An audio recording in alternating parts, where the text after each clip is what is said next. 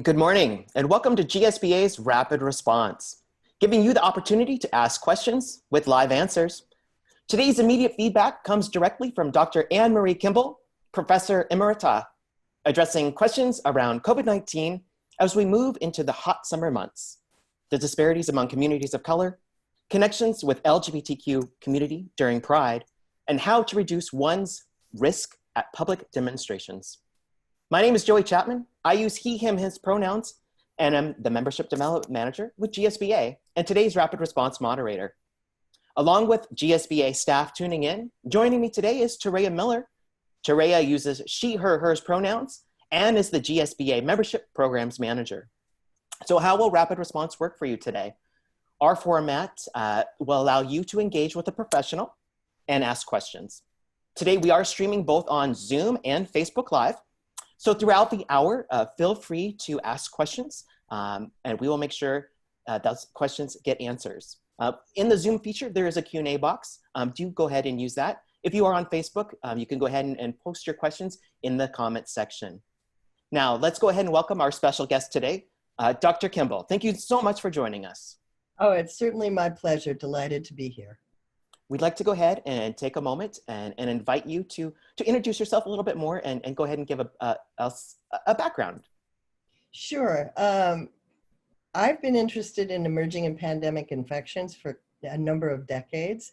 It started with HIV/AIDS. I served as the National Program Director for WHO PAHO, and then as the State of Washington AIDS Director and Chair of the National Alliance of AIDS Directors. And when I moved to the university, I had a question in my mind, which was what's next? So I've been tracking epidemics and pandemics largely in the Asia Pacific for about 20 years. And it's a fascinating area to me. So from SARS-1 to now SARS-2. Currently, I'm a professor emerita, and I'm also retired from the Gates Foundation, and I'm a senior consulting fellow at Chatham House in London.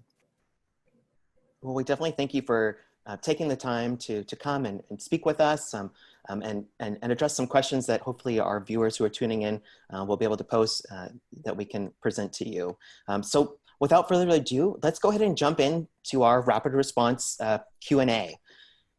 According to a recent article, protesting racism versus risking COVID-19, mass protests that have erupted over police brutality towards Black people in America are raising concerns about the risk of spreading coronavirus. Some health experts, even as they urge caution, have said that they do support the demonstrations because racism also poses a dire threat to health. Dr. Kimball, there's a general concern around protesters in close proximity and prolonged proximity right now. There's also been the use of pepper sprays and flashbangs that can cause some nose or throat irritations. What advice might you give to those out there expressing their rights to be on the streets to protest, to protect themselves from exposure of the virus? That's a fascinating area. Let's start with the first thing. It's very important to be out there and expressing yourself. If you look at COVID and the vulnerability to COVID of people of color, it's just another example of how structural racism affects access to healthcare. And we can go into that later. In terms of when you're on the streets, certainly wear a mask, try and keep 6 feet of distance. But it's encouraging to note that in the Seattle protests, at least, the vast majority of people are masked and they are attempting to keep some distance. We aren't seeing a very large increase as a result of that. These are outside events. So by definition, you have less transmission than you would if they were indoor. But certainly use a mask and be careful. But it's very important to demonstrate and to really bring attention to this disparity. As we all move forward with the Washington State phases, our approach towards recovery, with more people returning to work or supporting local businesses, could you give some additional insight on the phases ahead for Washington State and what your predictions might be for the timeline going into the summer and into the fall? Sure. Well, phase 1 is where Seattle King County is. And that's pretty much extreme lockdown, essential travel only, no crowds, advice for face covering in public if you have to do essential errands, and cloistering pretty much of people over 65 who are more vulnerable, and also advice for other vulnerable populations to stay at home. Um, there's 4 phases, and we in Kitsap are in phase 2, which gives more freedom of movement, essential travel plus non-essential travel to a certain extent, the ability to have 5 people together outside in a congregation. And they move like that. Sort of the definitions are based on how many people should be congregated, in what settings, always the use of face masks all the way through facial coverings until phase 4. So let's just fast forward. It's envisioned that there will be about 3 weeks in each phase. King County, for example, has just applied to become a phase 2 from a 1.5. If that application is successful, they'll spend 3 weeks in phase 2. Meanwhile, public health will be monitoring the number of cases, the number of hospitalizations, the ability to do contact tracing, personal protective stores, etc., to be sure they're prepared to move to the next phase. And that, so you can just, in terms of a timeline, you can say 3 weeks from when we reach phase 2, we'll hope to reach phase 3.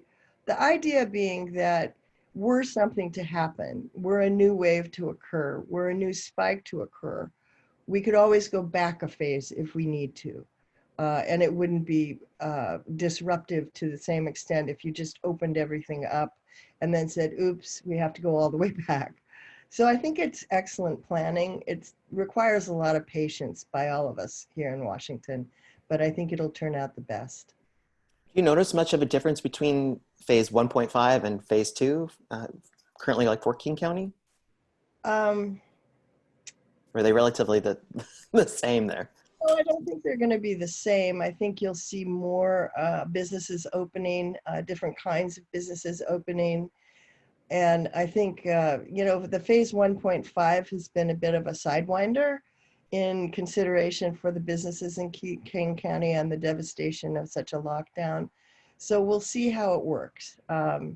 In terms of what we've seen in phase 2 is that we start to see the ability to go to gyms, the ability to go to hairdressers, beauticians, pet grooming. There's a huge log for pet grooming, as you can imagine. I think we all need a little bit of grooming. Some haircuts are needed all around. The line, there's like one barber shop in town, and there's this long line of guys because it's sort of the guys' place, and they can't seem to figure out scheduling. They all show up at the beginning and wait in line. So yeah, it's going to be a slow process. We're all a little desperate, cautiously desperate, I guess, for our personal grooming. I did want to make a note for our viewers tuning in. You can visit the GSBA website. We do have our up-to-date COVID-19 emergency resource page there, which does include Washington State's phased approach to recovery. So if you want more details about that, do visit thegsba.org, and that information is there for you to check out. Dr. Kimball, how important is access to testing? Access to testing is going to be very, very important. I mean, what the federal government did in the beginning, because we didn't have much testing, was to restrict it to the symptomatic individual. And in fact, there were very constrained symptoms because we didn't understand the full disease. Now we have more symptoms, for example, the loss of smell, as well as fever, as well as cough. And we also understand that asymptomatic people can carry this disease and not be aware of it. They will either be completely without symptoms, or they might have mild symptoms, or they might be just in the phase before they get symptoms. So a lot of testing, especially in skilled nursing facilities where everyone should be tested. And as we open up schools, that'll be important to have a testing capacity. And then contact tracing, because we have really reduced community spread, for example, in Kitsap and the 22 other counties that are now in phase 2. So when you get to that point, then you can begin to do contact tracing and keep it at that level. That is to say, you can track down every case that's exposed to a case and ask them to quarantine for 2 weeks and prevent spread to the general population. Could you go a little bit more into what contact tracing is, and is it happening currently right now? It was not happening in King County during, they simply became overwhelmed at the peak of the epidemic, and that all of their resources were basically going into outbreak investigation in nursing homes and control of the situation in a number of other venues in Seattle where there was really, really difficult problems. Going back at it now, we do have statewide contact tracing to my knowledge. And what that means is if someone comes in as a case of COVID, then that individual will be asked about recent exposures in the 2 weeks leading up to the illness. And those people will be contacted and tested. And if they are positive, which they may or may not be aware of, then they'll be asked to quarantine themselves for 2 weeks and certainly face cover if they have to go out in public, et cetera, et cetera, et cetera. So it's a very old tool in public health, but it's all we have right now. When it comes to testing, what matters more? Testing for the virus or testing for antibodies? That's an excellent question. The antibody testing has been pretty much a dog's breakfast. And what I mean by that is the FDA decided that they needed to do emergency use authorizations for whatever tests, antibody tests were available. So there were about 100 antibody tests from various places, from China, et cetera, that were being given by vendors. So you could go and get one for $100. The problem was that the FDA at that point, which was about a month ago, had not reviewed any of the data on these tests. So now they are doing that review, and you can get accurate tests. So that's point one. Point two is we don't know what an antibody positive test means. There's two kinds of antibodies, IgM and IgG. The most common antibody test gives you like a pregnancy test, you know, a band for IgM, a band for IgG. And we don't know how long that protects. So even if you're antibody positive, one would still recommend you mask and be careful in public for others. You might still be a carrier. It's possible. So those are the unknowns. That sort of leads into my question that was coming next. Was like, you know, how long will, you know, antibodies last within the body? So there's a lot of questions still, I guess, a lot of unknown factors. I want to go back to discussion around masks and wearing them. You know, there is individuals out there with questions, you know, who are questioning their personal civil liberties. Additionally, there's a lot of misinformation coming from leadership about when and where folks should wear masks and when it's appropriate to, you know, to don them.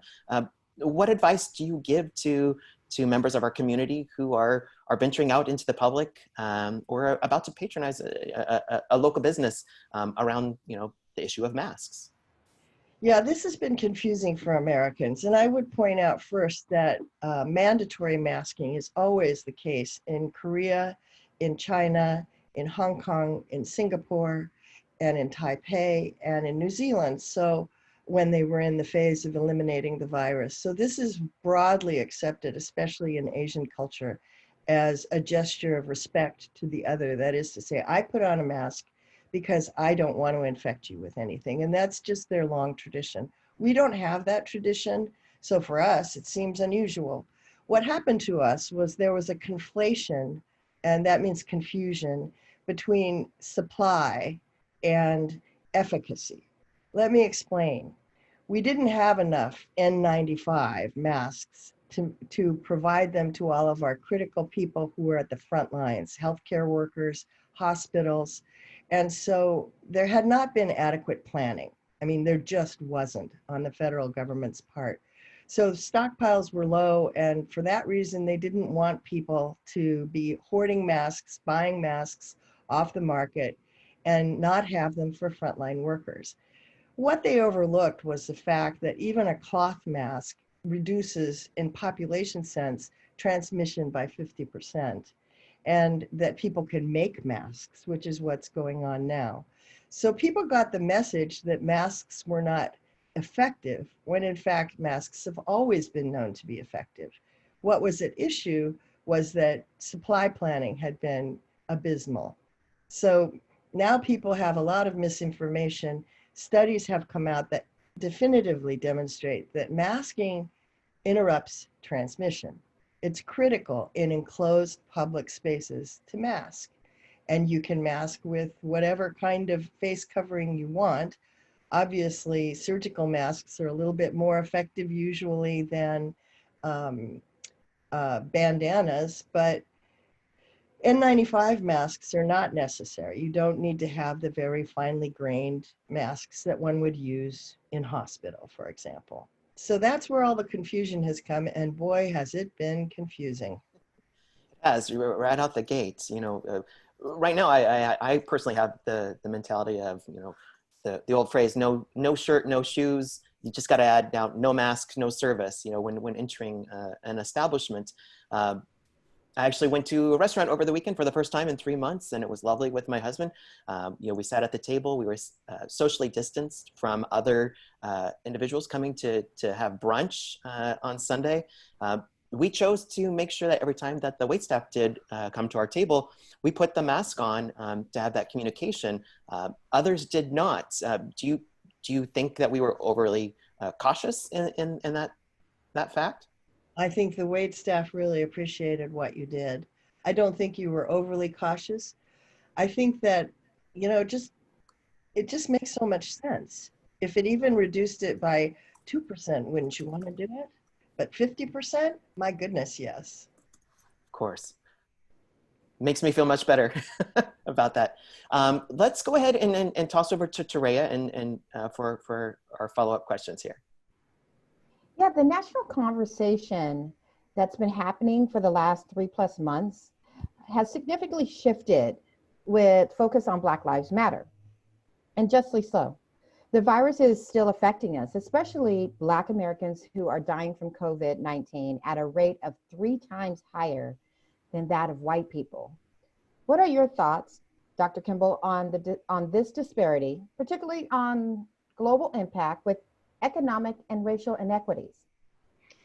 Well, that's a big question. And I think what you're seeing is what we always see with pandemics, to be honest. And that is, if you have populations that are marginalized and do not have good access to healthcare, it's a structural problem that creates a big vulnerability. So if you have a third of the people in the United States without easy access to primary healthcare, which is unfortunately what we have, you're going to have the pandemic we've had. I mean, we are #1 in cases and deaths worldwide. And obviously, we do not have the biggest population. We're 350 million, and China is over 1 billion people, as well as India. So we're disproportionately impacted, and that's because, I believe, first of all, we didn't prepare, but second of all, we have a health system that doesn't cover everybody. So let's drill down into racial inequity in this. If you look at the data on people of color, you find that they have more delay in health seeking. That's probably what's going on. That is to say, if it's easy for you to walk in and get taken care of, a test, get monitored, etc., that's one thing. But if you have to go to an emergency room, you're going to wait a long time because it's very expensive. And if you're looking at paying out of pocket, oh my goodness. So that's one of the aspects of why the community is more vulnerable. It's delay and access. The second reason is because essential workers, who are often public facing, were required to go to work. And most of those people in many, many wage industries are people of color, as we've seen. And there's another vulnerability. And just as an example, if you look in Yakima, for example, the risk to Hispanics is way over the risk to whites. And that's primarily because of occupational exposure and, again, lack of access to healthcare. So it all ties in, and it's all very much a piece of what Black Lives Matter is trying to put forward, which is racism is absolutely a public health emergency, and it's time we took care of that. Yeah, I agree. I have a question about your advice on testing for COVID for Black American community. When there is an expectance by some that they won't be heard or be helped by medical professionals. What are your thoughts on that? Well, I would hope that wouldn't be the case. I think it's really important to access testing when you believe you have the symptoms. And I know there's liberal testing available in Seattle, King County. The health seeking and access piece of it is suboptimal. I mean, what we've seen with Obamacare, for example, was an effort to get universal access. It wasn't perfect. There were a lot of flaws in it, but it's been chipped away over the last 3 years so that there's even less access. And ironically, as the pandemic has hit, we're seeing continuing efforts in that regard to marginalize transgender people. So we've got to get the agenda right to get better health access for everybody. It's absolutely critical, and there's no excuse for the wealthiest country in the world not being able to take care of everybody. Dr. Kimball, so June 1st kicked off Pride Month, which typically is a time of celebration and remembrance for those we have followed in the LGBT community. Our community is no stranger to pandemics, which can bring fear and stigma. HIV/AIDS has, of course, changed countless lives. Is it fair to compare COVID-19 with HIV/AIDS? Well, in some senses, it's fair. It's a novel agent, which we knew nothing about. HIV/AIDS actually probably jumped into humans in the 1920s in the Congo from chimpanzees and was first test positive in 1959. But we didn't see the epidemic until 1982, when the cluster in San Francisco was reported in the literature. Before that, we saw the gay men community, suffering a lot of things that doctors couldn't understand, pneumocystis carinii and weird pneumonias, at one point called GRID, I mean, but so there was a lot of mystery, but the differences are also profound. I mean, HIV/AIDS took 10 years to circle the whole globe, and COVID-19, because it's respiratory, has taken a matter of months. It's a new agent. We're still discovering things about COVID. You mentioned already that the confusions about testing, we had that same confusion with HIV/AIDS. The stigmatization is definitely part of both pandemics, and also the activism. And that was really remarkable in the late 1980s with ACT UP. People forget that ACT UP was absolutely essential to getting drugs out, to getting treatment out, to fighting stigma for HIV/AIDS. That was one piece that we're also beginning to see with Black Lives Matter, that, you really are seeing people say, wait a minute, don't stigmatize our community because of the pandemic or marginalize us further. And I think that pushback is always unanticipated by the political establishment. The other thing is, don't forget that President Reagan did not say the word AIDS during his entire administration.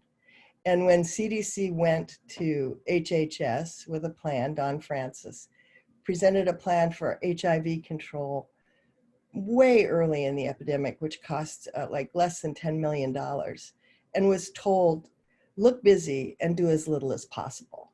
And that's the history of that epidemic. And we all know what happened. And we see the same thing with coronavirus, just denial. It's not unique to our current administration. If you look at Brazil and watch President Bolsonaro, you're seeing the same thing. If you look at Tanzania, you're seeing the same thing. The president there had 3 days of prayers and then announced the epidemic was over. He has had 500 cases reported for the last month. Everyone knows in that country of 60 million, there are many, many more cases. And just of note, they tested truck drivers coming over into Kenya and found 60 of them positive. So, denial is what the political establishment does, and rabble-rousing until it's fixed is pretty much what the community does. And that's the history of pandemics. It's all about wanting to make sure we're telling the truth and getting the truth out there, which is why we are so thankful you're here today to answer these questions for us. I know probably some of these questions have been asked numerous times, but it's good for individuals to actually continue to hear, the correct answers that need to get out there. The recent use of the phrase testing positive during COVID-19, it can stir up, some emotions in individuals. Dr. Kimball, could you clarify what testing positive for COVID means to an individual being tested? Are they sick? Are they asymptomatic, contagious? Will they continue to be positive? Boy, that's a great question. There are some studies that say you can continue to shed the virus for up to like 26 days. I mean, studies are just now being done about how long a positive is a positive and what does a positive mean. If I were to test positive, and what that test is, because I was swabbing over in Bremerton at one of the testing sites, it's a nasopharyngeal swab, but now they only do it much less invasive, so you don't cry and all that. And then they take that swab in transport and they test for the viral RNA. It doesn't tell you whether the virus is live or dead. That's one of the things we've learned. It can be positive even if you've fought off the infection and just have viral products.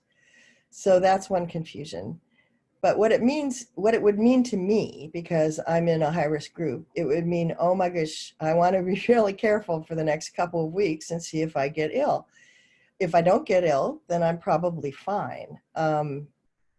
So it has a different meaning in different clinical settings for different individuals. And I think the best thing is to really consult with your physician or nurse that you go to for medical care on what it means for you. Thank you for that.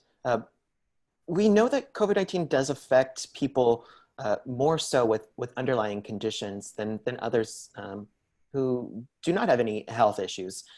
What about otherwise healthy people who may have HIV but are undetectable?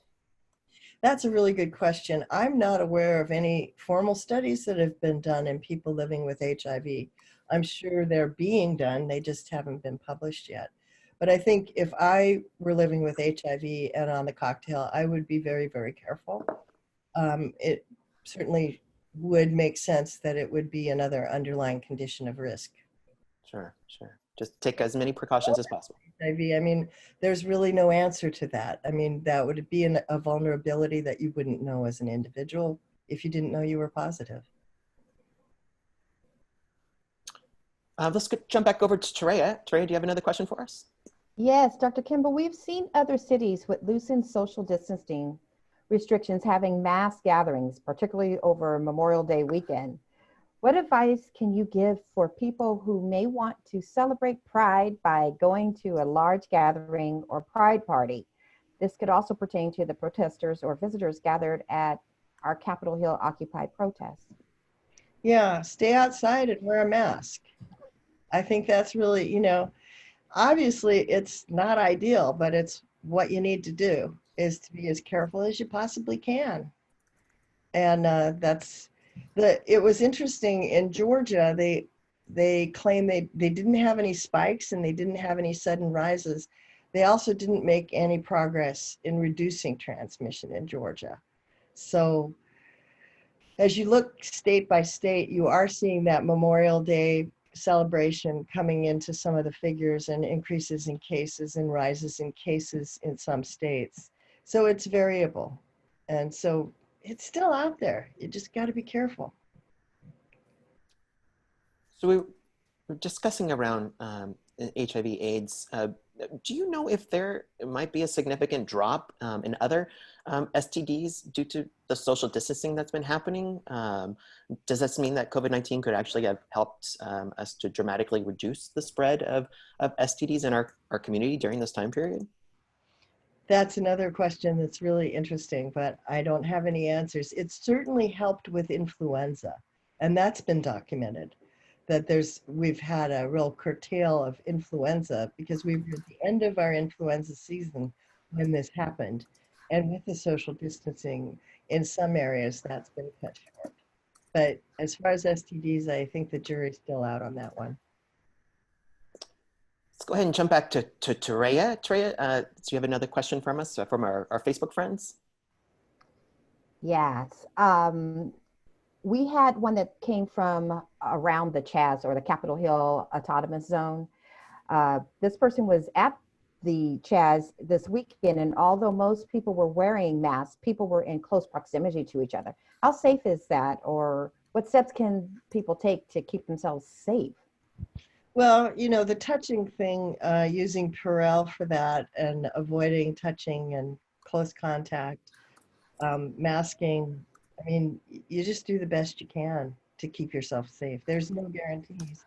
There's a certain risk, but if you are outside using a mask and keeping your hands clean, you're as safe as you can be, especially if you can keep 6 feet of distance, which, you know, not everybody's going to do that. But with a mask, that cuts down that risk as well. Thank, thank you. And another question. This one is in regards, circling back to the vaccine. What are your thoughts on the progress of the vaccine? Will there be more than one? If proven effective, will there be enough produced for everyone to have access? That's a fascinating question. Well, there's over 100 different vaccines that are in trials and studies at this point. There's one trial that's gone into humans for actual efficacy, and that's in China. The vaccine candidate here is moving into the similar phase 2 trials at this point. The Oxford vaccine is also phase 2, I think. So each one will move into the different phases of clinical trials over time. And they are different kinds of vaccines. I will say that they use different, and that gets very technical. So I'm not going to get right in the weeds on all of that stuff. But there's a couple of questions here because you know that our administration is leaving the World Health Organization at a time of a major pandemic. And that could disrupt our access if, for example, vaccines are found in other countries and we're asking them to share and be equitable with our population. So that is really counterproductive in many ways. But we'll see what happens with the trials. They're going as fast as they can. Now, when you get into production, there are all kinds of equity issues. And those are complicated. With influenza vaccine, for example, during bird flu, there was a pandemic influenza paradigm that was put together by WHO for equitable vaccine sharing. And that was put together because the Indonesians refused to provide virus for global efforts because they weren't guaranteed an equitable share of the resultant vaccine. And that was extremely controversial, a big fight. And then we came out with the PIP, as it's called. But we don't have one of those for COVID. And it'll be interesting because very imperfect mechanisms for assuring equity of access. If it's just market-based, then poor countries aren't going to get it. If it's subsidized, how do you subsidize it for equity? If there's undercounting, how do you overcome that and ensure adequate supply? The Global Alliance on Vaccines and Immunizations, Gavi, which is headed up by Seth Berkley, has already begun thinking about that. But we've got a long way to go to assure supply and assure that you don't get into a situation where if you got the money, you get it. If you don't got the money, you don't get it, I mean, that's the ultimate bad impact. And that would just assure the disproportionate effect of COVID, for the next decade. Okay, I might mess this up just because of the pronunciation, but what do you think about the drug dexamethasone? Oh, dexamethasone. Yeah. Thank you. Is it useful or is it available? Yeah, I just saw that study and it just came out. I haven't really reviewed the science paper on that. There's always been a history with pandemics. I mean, basically doctors at the bedside with novel agents, they're trying a lot of different things. It's desperate, honestly. And that's kind of what has happened with steroid pulses with SARS-1, they were used in Asia, and this is a steroid. And interestingly, in China, they said they didn't find a lot of efficacy with the pulsing of steroids in treating the disease. That's point one. Point two, we do know that the impact of this virus clinically is as much due to the body's own inflammatory response as it is to the actual virus itself replicating.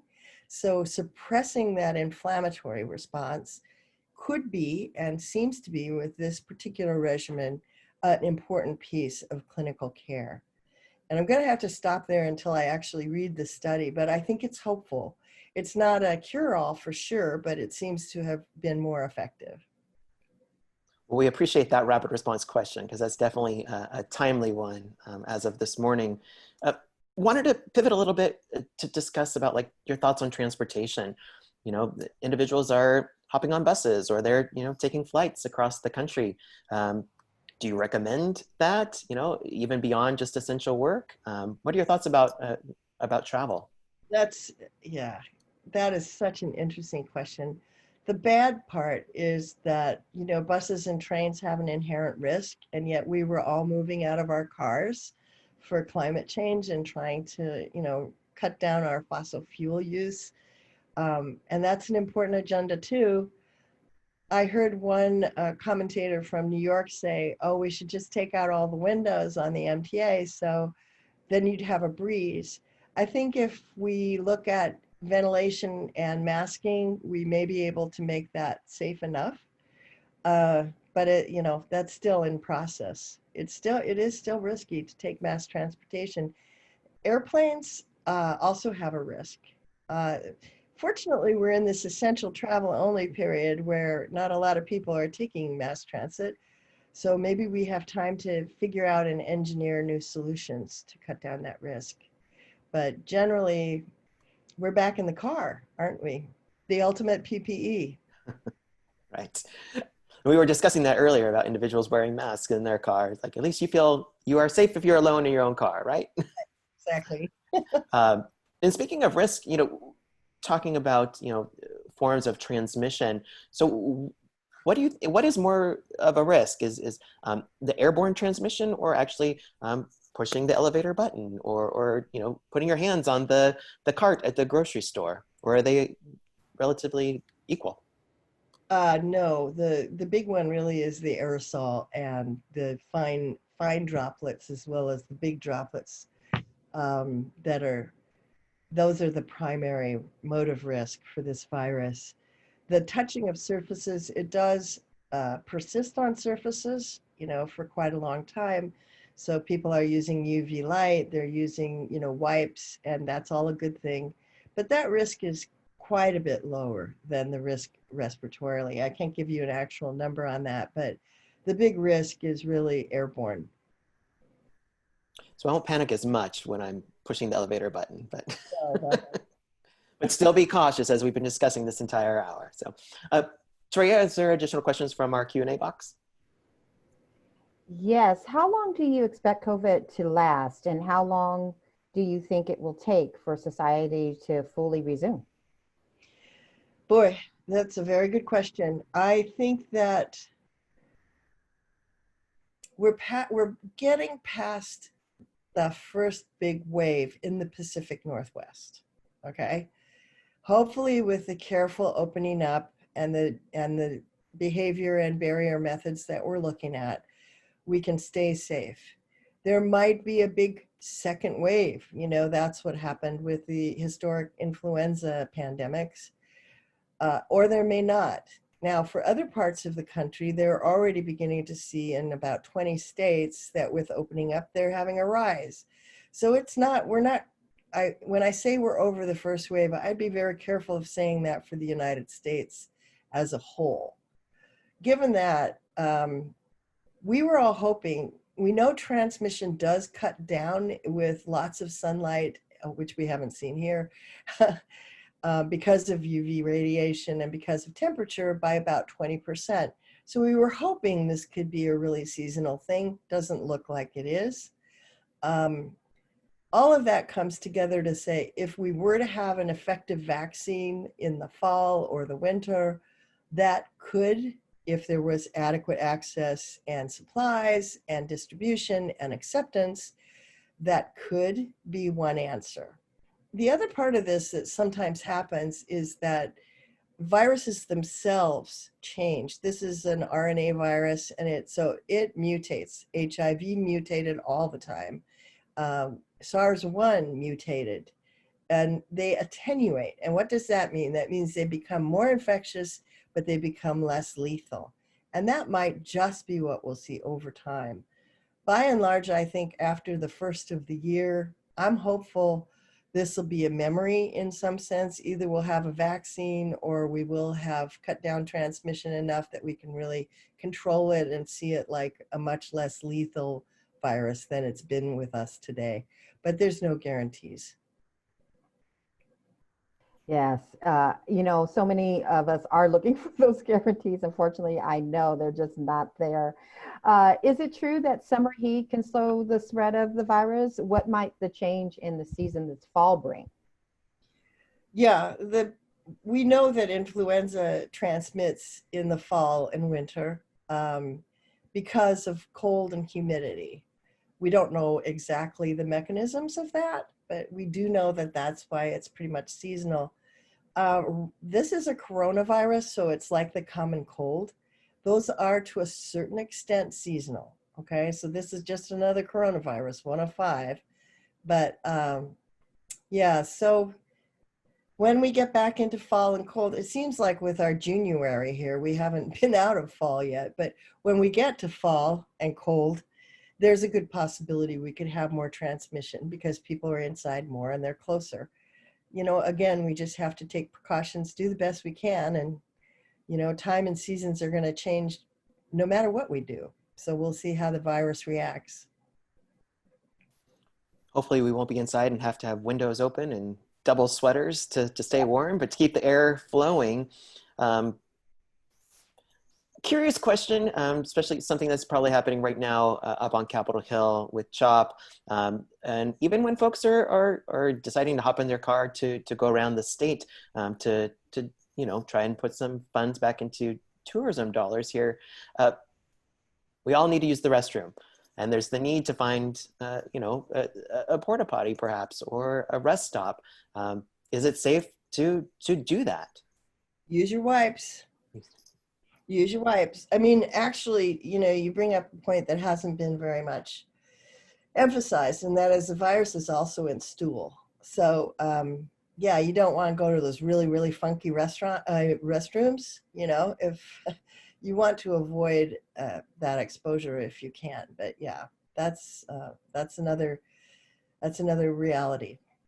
So wipes and being careful, but yeah, I mean, it may be risky, but it's necessary. Just continue precaution, be overcautious. Yeah, wipes with you. Don't always assume that somebody's wiped off that porta potty handle or whatever. Sure. And they all have Purell in them now. The porta potty people have been pretty good about that. And so use Purell, and don't touch your eyes or your face until you have Purelled or washed your hands. And that's important because we all touch our eyes and faces. I just saw Toraya do it just now. We do that unconsciously, and trying to stop that isn't going to make any sense. But what we can do is, after we've had a risky situation like pushing buttons or using a porta potty, we can make sure and wash our hands and Purell them or Purell them, and just do it immediately. And then you don't have to worry. I'm surprised that a new fashion trend or return to fashion hasn't brought back the fanny pack for this summer for everybody to carry their wipes and their Purell and their little safety kit when they're out and about.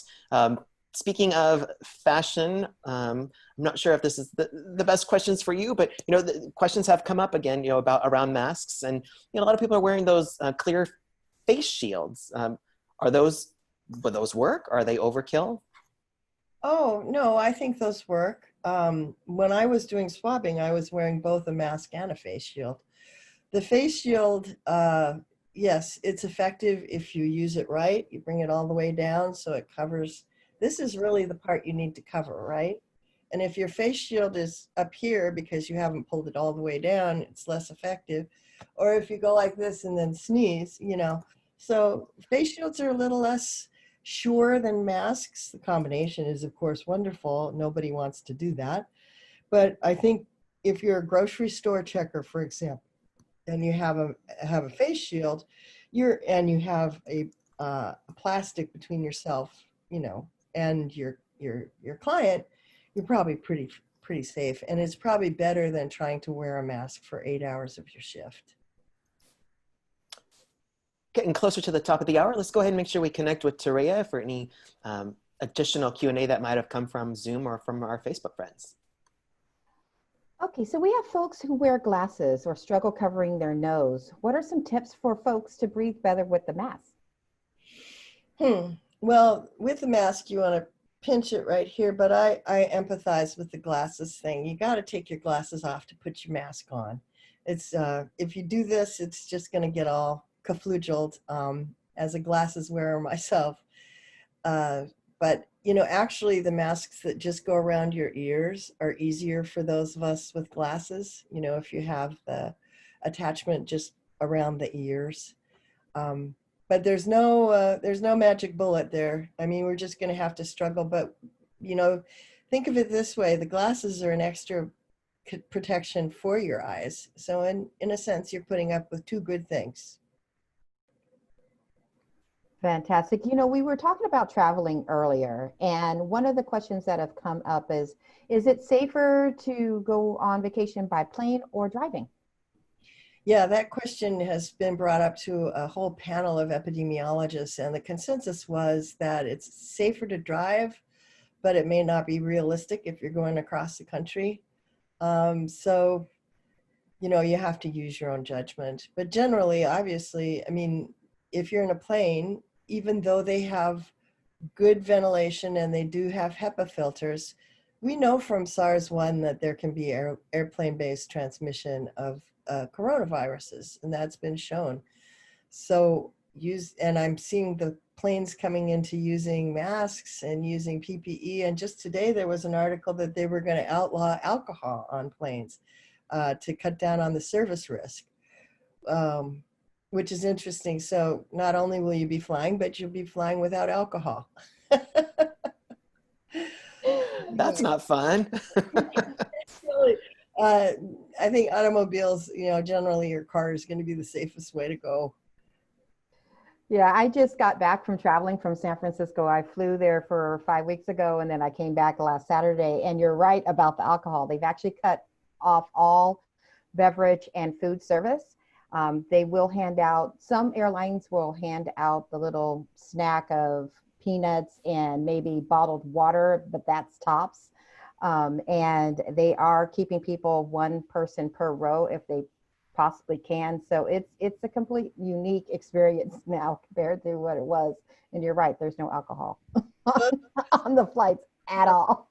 On long haul flights in coach, packed in tightly as we were, would welcome some of those extra seats just from a comfort point of view. But yeah, from a safety point of view, it's essential. For sure. Okay, question about the infection risk and staying at a hotel. Is there an heightened risk if you choose to stay at a hotel? I would look hotel by hotel and look at their cleaning procedures, and that's going to be essential. I mean, if obviously, you know, you're in a high traffic area, but we know that surface transmission is less of a risk than, you know, direct transmission between people in real time. So what I've heard is, you know, check out the cleanliness that the hotel's doing, look over their COVID pages. They all have them now, what we're doing to keep you safe, and use your best judgment, and also take your wipes. It never hurts to wipe down a second time. Fantastic. What about large sporting events like the upcoming NFL season? How plausible is it that this could happen? I'm concerned about the players in direct contact with each other and how safe that could possibly be. How about the fans? You know, how do you manage social distancing, and people are excited at the games, and like you said, there's alcohol and whatnot. How do you keep yourself safe if you were to choose to go to some of those games or events? Yeah, I think those are good questions. What I've heard about the NFL is they will be testing their players regularly. I mean, ideally, one thing one could conceivably do is test everybody that went into that auditorium, test everybody who's going to play that game, right before you play the game, and then there's no COVID around, right? In theory, that's what they're doing at the White House. They're testing everybody on the way in with a 15-minute test. We don't all have access to that quite as easily. It would be ideal. Given that you can't do that, I'm interested to see, I think the players will be tested very frequently, and they have some protocols for that. The fans, I think you'll either see social distancing or you may not see any fans at all to start out the season. But we'll just see how the NFL comes around on what's safe.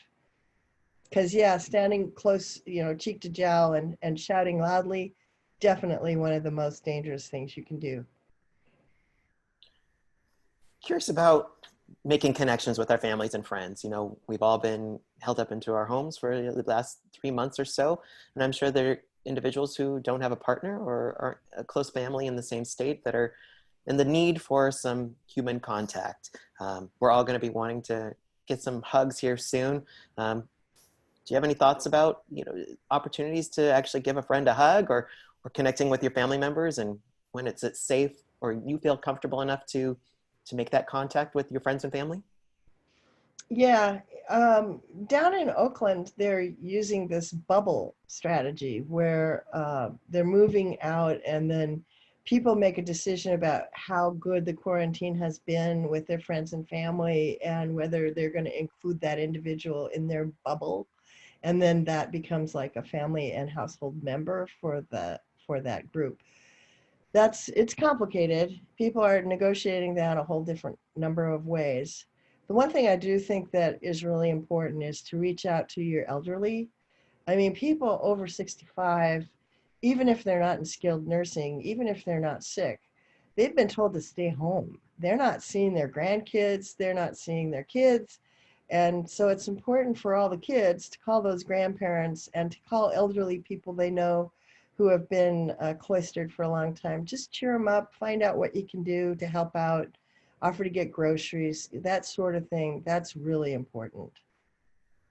Physical distancing, not social distancing. Let's make sure Right. we stay in contact with our friends and family and the ones that we love, and continue to let them know that.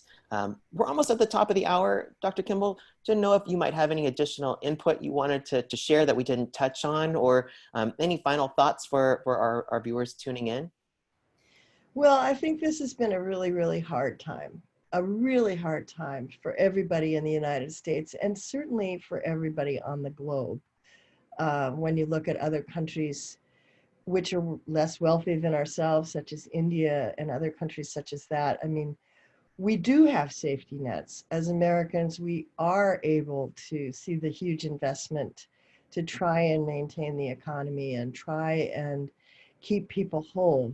It's not going to be 100% successful, but there is hope at the end of the day. Pandemics don't last forever. And they also tend to usher in innovation and progressive social change. And let's hope for that here. Well, we hope that we are on the right path. As I mentioned before, the information that you provided today, although it may be words that individuals have heard already, it's good for us to continue to hear those so we stay health and safe moving forward. So, on behalf of GSBA, we want to thank everyone for joining us today, and a huge special thank you to you, Dr. Kimball, for sharing your insights around COVID-19. We really appreciate you donating your time to join us. Thank you. It's our pleasure. It's our pleasure. Thank you. GSBA does continue its efforts with our COVID-19 emergency resource page. Just a reminder, it is located on thegsba.org. Feel free to visit that for up-to-date information around COVID. When you do log off today from our rapid response on the Zoom platform, please go ahead and fill out the survey that's presented. This will help us with our future GSBA rapid response programming. Do join GSBA this week with host Lindsay T.H. Jackson with our new health and wellness series, Keeping It Real. It will take place this Thursday at 10 a.m. This week's episode, Put Your Money Where Your Beliefs. We will learn how you can influence important change post-COVID reality. Our next rapid response will take place next Tuesday, June 23rd, 10 a.m. When we welcome Aaron Stussel, VP and Small Business Banking Manager at Bank of America, and a return guest, Mark Costello, Deputy Director of the SBA, Seattle District Office, as they discuss factors in the Paycheck Protection Program loan forgiveness. So thank you all, and we look forward to seeing you next week at Rapid Response.